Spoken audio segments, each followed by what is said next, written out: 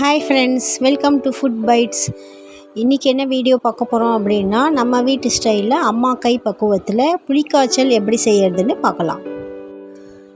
முதல்ல புளியை இந்த மாதிரி ஒரு முழு கையளவு எடுத்துக்கோங்க. இதை ஒரு 10 மினிட்ஸ் சுடு தண்ணியில் ஊற வச்சுக்கோங்க. அடுத்து நம்ம கடாயில் நல்லெண்ணெய் ஊற்றிக்கலாம். நல்லெண்ணெய் அளவு சாம்பார் ரசத்துக்கு யூஸ் பண்ணுற குழிக்கரண்டி அளவு நல்லெண்ணெய் ஊற்றிக்கலாம். அதில் ஒரு கைப்பிடி வேர்க்கடலை போட்டு நல்லா வறுத்து எடுத்து வச்சுக்கலாம்.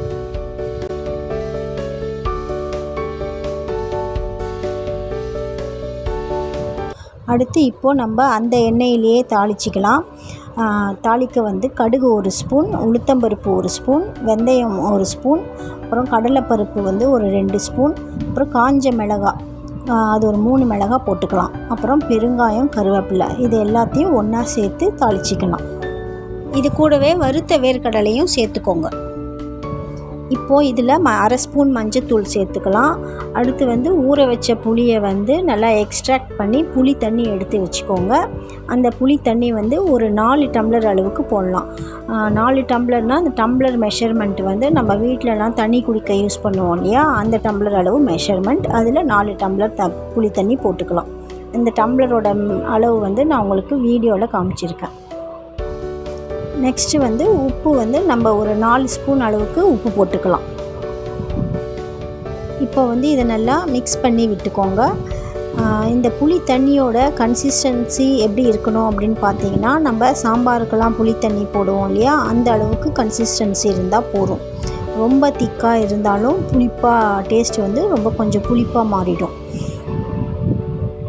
கேஸ் ஃப்ளேம் சிம்மில் வச்சுக்கலாம். இது கொஞ்ச நேரம் நல்லா கொதிக்க விடணும். ஒரு 15 மினிட்ஸ் அளவுக்கு இதை நல்லா கொதிக்க வச்சுக்கலாம்.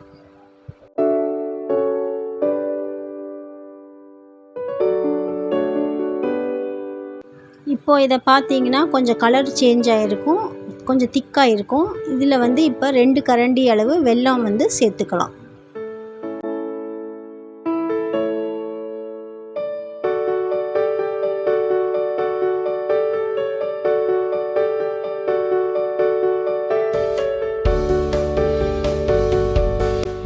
இப்போ இன்னொரு கரண்டி நம்ம நல்லெண்ணெய் போட்டுக்கலாம். முதல்ல ஒரு கரண்டி நல்லெண்ணெய் போட்டுக்கோம். இப்போ இன்னொரு கரண்டி நல்லெண்ணெய் போட்டுக்கணும்.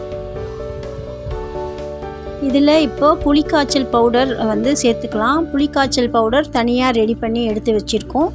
இது ஒரு 5லேருந்து 6 ஸ்பூன் வரைக்கும் நம்ம போட்டுக்கலாம்.